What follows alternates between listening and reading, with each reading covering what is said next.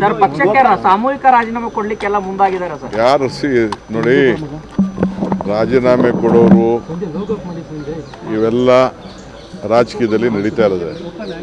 ರಾಜೀನಾಮೆ ಕೊಡೋರ ಬಗ್ಗೆ ಯಾರು ತಡೆಯೋಕ್ಕಾಗಲ್ಲ. ಪಾರ್ಟಿ ಬೇಕು, ಅವ್ರಿಗೂ ಭವಿಷ್ಯ ಬೇಕು ಅಂತಂದರೆ ಪಕ್ಷ ಇದ್ದರೆ ಇದು. ನನಗೆ ರಾಜೀನಾಮೆ ಕೊಡ್ಬೋದೈತಲ್ಲ. ನಾನು ಧರಮ್ ಸಿಂಗ್ ಕಾಲದಲ್ಲಿ, ಬೇರೆ ಕಾಲ ಸಿದ್ದರಾಮಯ್ಯವ್ರ ಕಾಲದಲ್ಲಿ ಎಲ್ಲ ನನ್ನ ಮಂತ್ರಿಗೆ ತಪ್ಪಿಸ್ತಾರಾದಾಗ ನಾನು ಪರಮೇಶ್ವರ್ ಇಬ್ಬರು ತಾಳ್ಮೆಯಿಂದ ಇರಲಿಲ್ವಾ? ನಿನ್ನೆ ಯಾರು ಹೇಳಿಲ್ವಾ? ನಾನು ವೀರೇಂದ್ರ ಪಾಟೀಲ್ ಕಾಲದಲ್ಲಿ ಬಂಗಾರಪ್ಪನವ್ರಿಗೆ ಕೊಟ್ಟಿರಲಿಲ್ಲ, ಖರ್ಗೆ ಸಾಹೇಬ್ರಿಗೆ ಕೊಟ್ಟಿರಲಿಲ್ಲ, ಧರಮ್ ಸಿಂಗ್ಗೆ ಕೊಟ್ಟಿರಲಿಲ್ಲ. ಅವರೆಲ್ಲ ಚೀಫ್ ಮಿನಿಸ್ಟರ್ಗಳಾಗಲಿಲ್ವಾ? ಇವೆಲ್ಲ ಪೇಷನ್ಸಿಂದ ಈ ಸಂದರ್ಭದಲ್ಲಿ ಇರಬೇಕಾಗ್ತದೆ. Party is very much important. ಯಾರು ರೆಸಿಗ್ನೇಷನ್ ಕೊಟ್ಟರೆ within few minutes I am going to accept.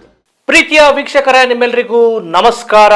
ನಾನು KJ ಹಳ್ಳಿ ಸುರೇಶ್. ಸ್ನೇಹಿತರೆ, ರಾಜ್ಯ ಸರ್ಕಾರದಲ್ಲಿ ಸಚಿವ ಸಂಪುಟ ಸಂಕಟ. DK ಶಿವಕುಮಾರ್ ತುಂಬಾ ಅಗ್ರೆಸಿವ್ ಆಗಿದ್ದಾರೆ. ನೀವು ಯಾರು ಬೇಕಾದರೂ ರಾಜೀನಾಮೆ ಕೊಡಿ, 5 ನಿಮಿಷದಲ್ಲಿ ಅದನ್ನು ಅಕ್ಸೆಪ್ಟ್ ಮಾಡ್ಕೊಳ್ತೀನಿ ಅನ್ನೋ ಲೆವೆಲಿಗೆ ಬಂದ್ಬಿಟ್ಟಿದ್ದಾರೆ. ಕಾಂಗ್ರೆಸ್ ಪಾಳ್ಯದಲ್ಲಿ ಏನೆಲ್ಲ ನಡೀತಾ ಇದೆ? ಯಾಕೆ ಸಿದ್ದರಾಮಯ್ಯ ಅವರು ಸಚಿವರು ಪ್ರಮಾಣ ವಚನ ಮಾಡುವ ಕಾರ್ಯಕ್ರಮಕ್ಕೆ ಬರಲಿಲ್ಲ?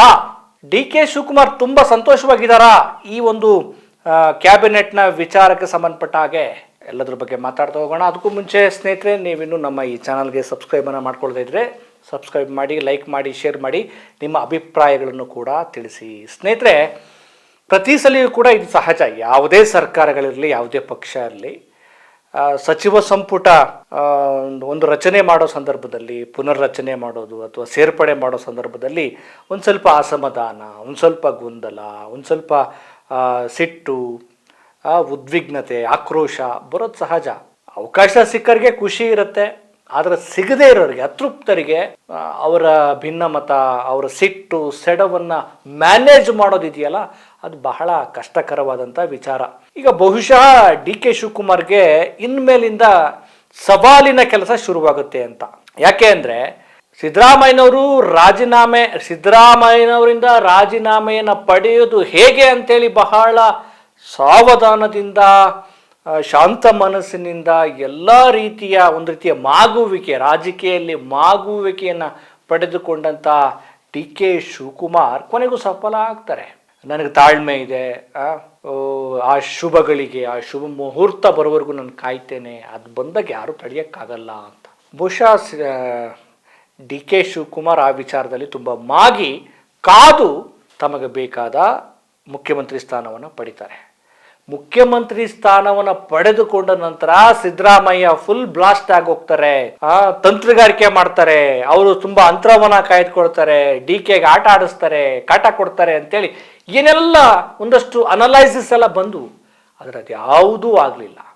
ಒಬ್ಬ ಪ್ರಬುದ್ಧ ರಾಜಕಾರಣಿಯಾಗಿ ಸಿದ್ದರಾಮಯ್ಯನವರು ಅಧಿಕಾರವನ್ನು ತ್ಯಜಿಸಿದ ನಂತರ ಯಾವ ರೀತಿ ನಡೆದುಕೊಳ್ಬೇಕು ಆ ರೀತಿ ನಡೆದುಕೊಂಡ ಕಾರಣಕ್ಕೋಸ್ಕರ ಯಾವುದೇ ರೀತಿಯ ಟ್ರಬಲ್ DK ಸರ್ಕಾರಕ್ಕೆ ಆಗಲಿಲ್ಲ.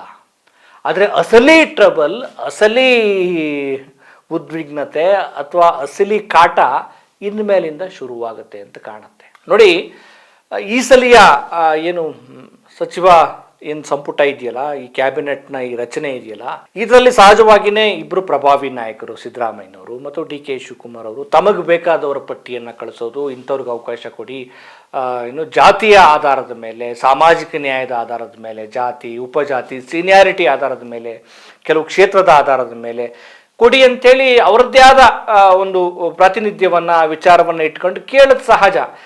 ನೋಡಿ, ನಮ್ಮ ಕ್ಷೇತ್ರಕ್ಕೆ ಇದುವರೆಗೂ ಸ್ಥಾನ ಕೊಟ್ಟಿಲ್ಲ, ನಾನು ಸೀನಿಯಾರಿಟಿ ಇದ್ದೀನಿ, ಹಿಂಗೆಲ್ಲ ಕೇಳ್ತಾರೆ. ತಮಗೆ ಬೇಕಾದ ಲಾಬಿಯನ್ನು ಕೂಡ ಮಾಡ್ತಾರೆ. ಅದೆಲ್ಲ ನಡೀತು.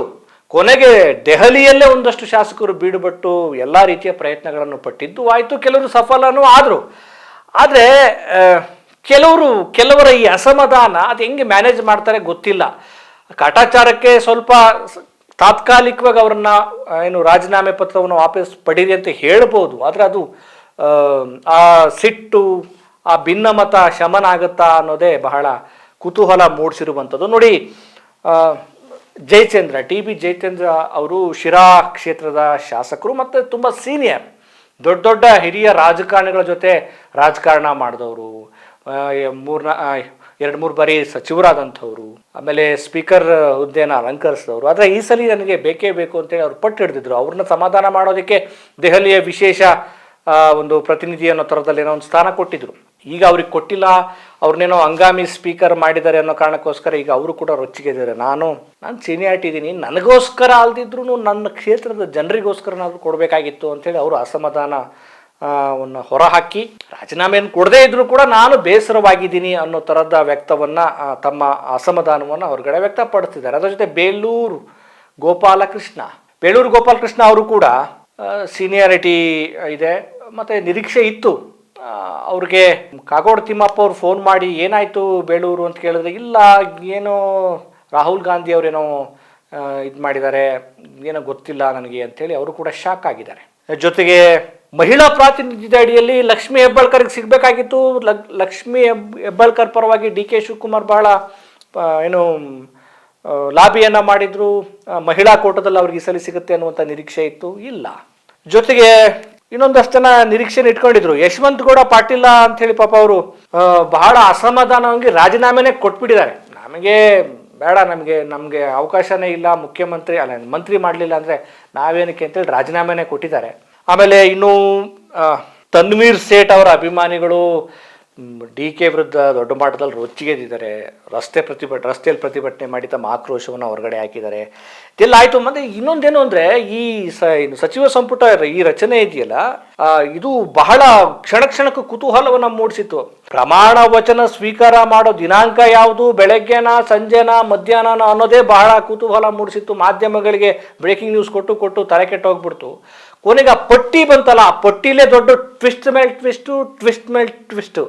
ಭಾಳ ಇಂಟ್ರೆಸ್ಟಿಂಗ್ ಇದೆ ಈ ವಿಚಾರದಲ್ಲಿ. ನೋಡಿ, ಆ ಪಟ್ಟಿ ರಚನೆ ಆದಾಗ ಏನು ದಾವಣಗೆರೆ ದಣಿಗಳು SS ಮಲ್ಲಿಕಾರ್ಜುನ ಅವರ ಹೆಸರೇ ಕೂಡ ಕೈ ತಪ್ಪಿತು.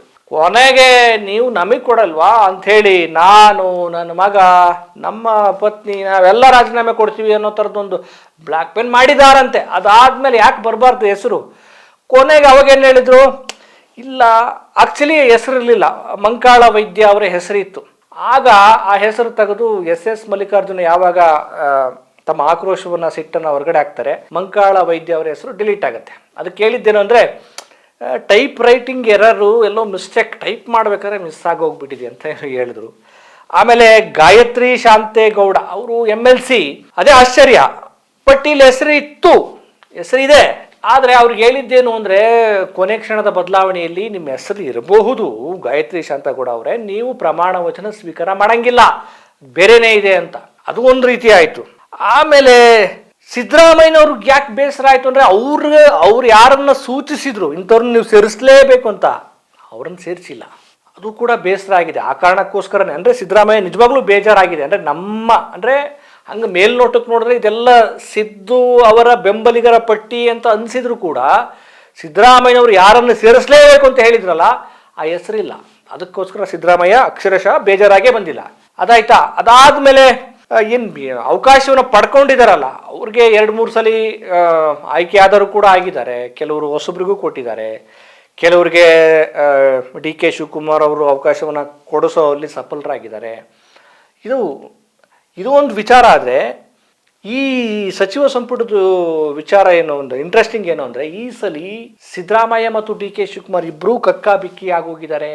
ಏನೋ ಹೋಗ್ಲಿ ಬಿಡಪ್ಪ, ಸಿದ್ದರಾಮಯ್ಯನವರೇ ಮೇಲ್ಗೈ ಅಥವಾ ಡಿ ಕೆನೇ ಮೇಲ್ಗೈ ಅಥವಾ ಅವ್ರ ಪರವಾದವ್ರಿಗೆ ಸಿಕ್ತು ಅಂತ ಅನ್ನೋದಕ್ಕಿಂತ, ಈ ಸಲ ಈ ಒಂದು ಜವಾಬ್ದಾರಿಯನ್ನು ಹೈಕಮಾಂಡೇ ತೆಗೆದುಕೊಂಡಿದೆ. ಮೊದಲೆಲ್ಲ ಬಹಳ ತಲೆ ಕೆಡಿಸ್ಕೊಳ್ತಿರ್ಲಿಲ್ಲ ಕಾಂಗ್ರೆಸ್ ಹೈಕಮಾಂಡ್.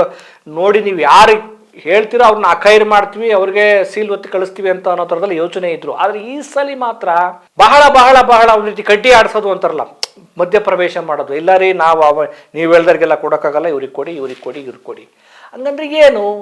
ಹಂಗಂದ್ರೆ ರಾಜ್ಯದಲ್ಲಿ ಡಿ ಕೆ ಮತ್ತು ಸಿದ್ದರಾಮಯ್ಯನವ್ರನ್ನ ಮೀರಿಸಿದ್ದು ಶಕ್ತಿ ಹೈಕಮಾಂಡ್ ತೆಗೆದುಕೊಂಡಿದೆ. ಅಂದರೆ ನೀವು ಇರ್ಬೋದು, ಆದರೆ ಫೈನಲ್ ಡಿಸಿಷನ್ ನಮ್ಮದು ಅನ್ನೋ ಥರದಲ್ಲಿ ಇದೆ ವಾತಾವರಣ. ಹಾಗಾಗಿ ಡಿ ಕೆ ಶಿವಕುಮಾರ್ಗೂ ಕೂಡ ಬಹಳ ಸಂತೋಷ ಇಲ್ಲ, ಸಿದ್ದರಾಮಯ್ಯಗೂ ಕೂಡ ಬಹಳ ಸಂತೋಷ ಇಲ್ಲ.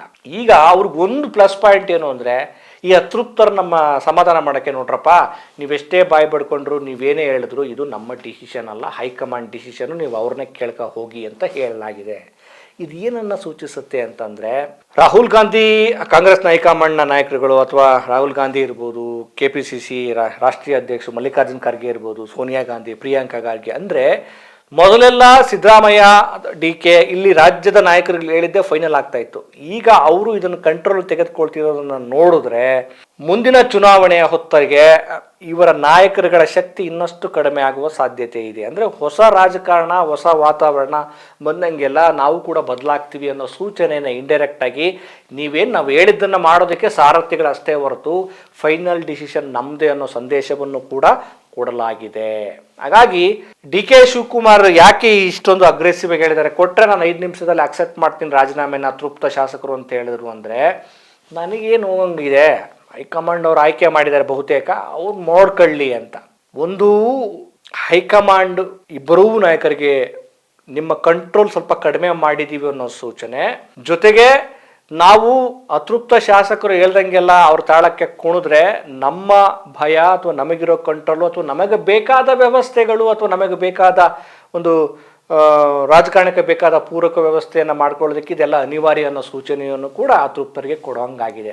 ಹಾಗಾಗಿ ಬಹಳ ಕಾಂಗ್ರೆಸ್ನಲ್ಲಿ ನಂದೇ ಆಟ, ನಾನು ಹೂಡಿದ್ದೆ ಲಗ್ಗೆ, ನಾನು ಏನು ಯಾರು ಹೇಳೋರಿಲ್ಲ, ನಂದೊಂದು ಒಳ್ಳೆ ತಂತ್ರಗಾರಿಕೆ ನಡೆಯುತ್ತೆ, ಈಗ ನಾನೇ ಸೂಪರ್ ಕಿಂಗ್ ಅಂತೇಳಿ ಒಂದು ಹಂತದಲ್ಲಿ ಯೋಚನೆ ಮಾಡ್ತಿದ್ದಂಥ DK ಶಿವಕುಮಾರ್ಗೂ ಕೂಡ ಈಗ ಯೋಚನೆ ಶುರುವಾಗಿದೆ, ಏನೋ ನಡೀತಾ ಇದೆಯಲ್ಲ ಅಂತ. ಅದು ನೋಡೋಣ ಮುಂದಿನ ದಿನಗಳಲ್ಲಿ ಯಾವ್ಯಾವ ಸ್ವರೂಪವನ್ನು ಪಡೆದುಕೊಳ್ಬಹುದು ಅಂತ. ಸದ್ಯಕ್ಕಂತೂ ಇವರೆಲ್ಲ ಏನು ಅತೃಪ್ತರು ತಮ್ಮ ಅಸಮಾಧಾನ ಹೊರಗಡೆ ಹಾಕಿದ್ರು ಕೂಡ ಹೈಕಮಾಂಡ್ ಹೇಳಿರೋದ್ರಿಂದ ಮತ್ತೆ ಇವರೆಲ್ಲ ವಾಪಸ್ ಪಡಿತಾರೆ. ಆದರೆ DK ಪಾಲಿಗೆ ಒಂದು ರೀತಿ ಆಟ ಕುಂಟು ಲೆಕ್ಕ ಇಲ್ಲ ಥರದ ವಾತಾವರಣ ಹೈಕಮಾಂಡ್ ಯಾಕೆ ಕ್ರಿಯೇಟ್ ಮಾಡ್ತು ಅನ್ನೋದೇ ದೊಡ್ಡ ಕ್ವಶನ್ ಮಾರ್ಕ್ ಆಗಿ ಕಂಡಿರೋದು. ಇನ್ನು ಸಿದ್ದರಾಮಯ್ಯನವರು ನಾನು ಹೇಳ್ದರೆ ಕೊಟ್ಟಿಲ್ಲ, ಇವರು ನೋಡೋಣ ಅದೇನು ಮಾಡ್ಕೊಳ್ಳಿ ಅಂತ ಒಂದು ರೀತಿಯ ಕೋಪ ಅವರು ಇಟ್ಕೊಂಡಿದ್ದಾರೆ. ಹೈಕಮಾಂಡ್ ಏನೋ ಒಂದು ದೊಡ್ಡ ತಂತ್ರಗಾರಿಕೆ ಇರ್ಬೋದು, ಅದೇನು ನೋಡೋಣ, ಕಾದು ನೋಡೋಣ. ಡೆವಲಪ್ಮೆಂಟ್ ಆಗ್ತಾ ಇರ್ತವೆ. ಮತ್ತೊಂದು ವಿಚಾರದೊಂದಿಗೆ ಭೇಟಿ ಮಾಡ್ತೇನೆ. ನಮಸ್ಕಾರ.